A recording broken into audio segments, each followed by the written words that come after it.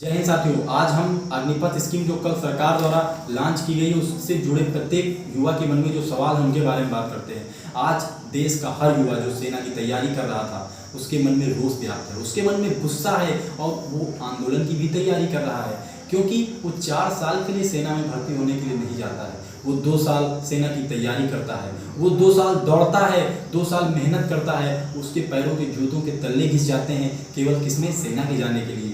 आज हमारे देश की आधी आबादी युवा है, लेकिन हर कोई सेना में नहीं जाना चाहता, क्योंकि सेना में जाने के लिए जोश और जज्बे की ज़रूरत है जो हर किसी के अंदर नहीं होता है। लेकिन आज सरकार ने इसको एक व्यवसाय का रूप दे दिया है, यानी केवल आपको रोजगार करना है तो सेना में जाइए। अभी तक क्या था कि हम लोग सेना में जाते थे तो कि हाँ एक प्रतिष्ठा की नौकरी होती है, देश की सेवा करने जा रहे हैं, लेकिन सरकार ने अब इसे एकमात्र व्यवसाय के रूप में ले लिया है। 10 लाख रोजगार देने की बात कर रहे हैं। अगर आपको कुछ करना ही था तो आपके पास तो तमाम कंपनियां हैं, तमाम क्षेत्र हैं, आप उनमें कुछ कर सकते थे, उनमें सुधार कर सकते थे। आप सेना में सुधार क्यों कर रहे हैं?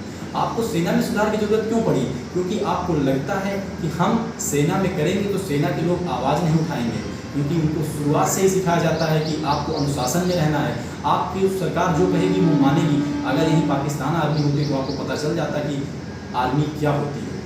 आप देश के युवा जो मात्र 2 साल से लगातार, पिछले 2 साल से कोरोना के कारण भर्तियां नहीं आई, वो दिन रात यही देख रहे थे, दिन रात दौड़ते थे, दिन रात सपना देखते थे कि हाँ हम सेना में जाएंगे। अब उनके मन में भी एक कहीं ना कहीं शक और संदेह है कि हम सेना में जाएंगे फिर भी हमारा करियर सुरक्षित नहीं है, हमें नहीं पता है कि अगली बार हमारे साथ क्या होगा। हम 4 साल के लिए होंगे, उसमें से 25% जाएंगे, यानी 100 जा रहे हैं तो उसमें से केवल 25 ही अगली भर्ती में प्रमोट होंगे और जो बाकी 75 होंगे उनको अभी भी अपने करियर पर शक रहेगा कि क्या हमें कोई प्राइवेट जॉब मिलेगी, क्या हमको फिर यहाँ पर आने का हमारा मतलब क्या, उनको कोई जॉब सिक्योरिटी ही नहीं मिल पा रही है। अभी तक जो सैनिक जाते थे वो 15 साल की ड्यूटी करते थे, उसके बाद उनको पेंशन मिलती थी, लेकिन इस सरकार ने दिखा दिया कि हमारे पास सैनिकों के लिए कोई भी पैसा नहीं है। सरकार संसद में खड़े होकर हजारों बार बोलती है कि हमारे पास देश के सैनिकों के लिए बहुत पैसा है, सेना के लिए हमारे पास बहुत पैसा है, हम सेना का मॉडर्नाइजेशन करना चाहते हैं, हम सेना को ये देना चाहते हैं, हम सेना को वो देना चाहते हैं, हम सुरक्षा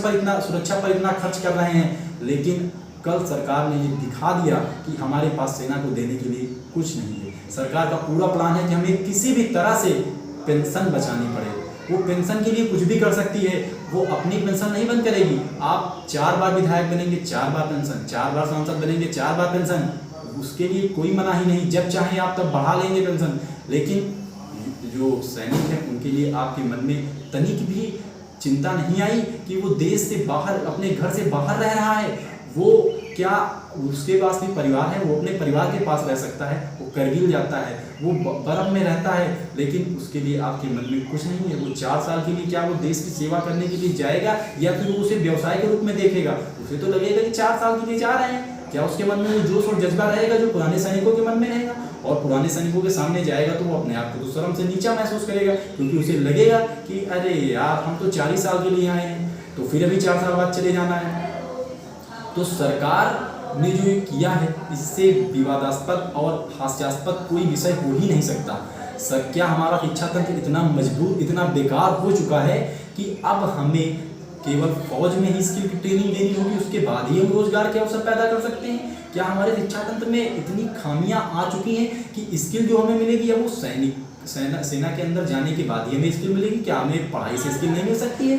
तो अब ये प्रश्न चिन्ह हर युवा के मन में व्याप्त है। आप कह रहे हैं कि हम आपको एक मुश्त राशि देंगे। अरे एक मुश्त राशि का क्या मतलब, जो आप सैनिकों के वेतन से काट कर ही उनको दे रहे हैं। आप 30,000 रुपये देने की बात कर रहे हैं, जिसमें से आपको केवल इन हैंड 21,000 रुपये मिलेगा और 4 वर्ष के आते आते 40,000 रुपये मिलेंगे, और उसमें से भी आपको इन हैंड तो कम ही मिलेगा। आप टोटल मिला के जब रिटायर होंगे तो 11.5 लाख या 11.71 लाख रुपए के करीब आप पैसा देंगे। क्या देश का सैनिक पैसों के लिए वहाँ जाता है? वो देश की सेवा करने के लिए जाता है। उसे लगता है कि हाँ हम वहाँ गए और अगर हमें कुछ हुआ तो उसके बाद हमारे परिवार की जिम्मेदारी सरकार की होगी।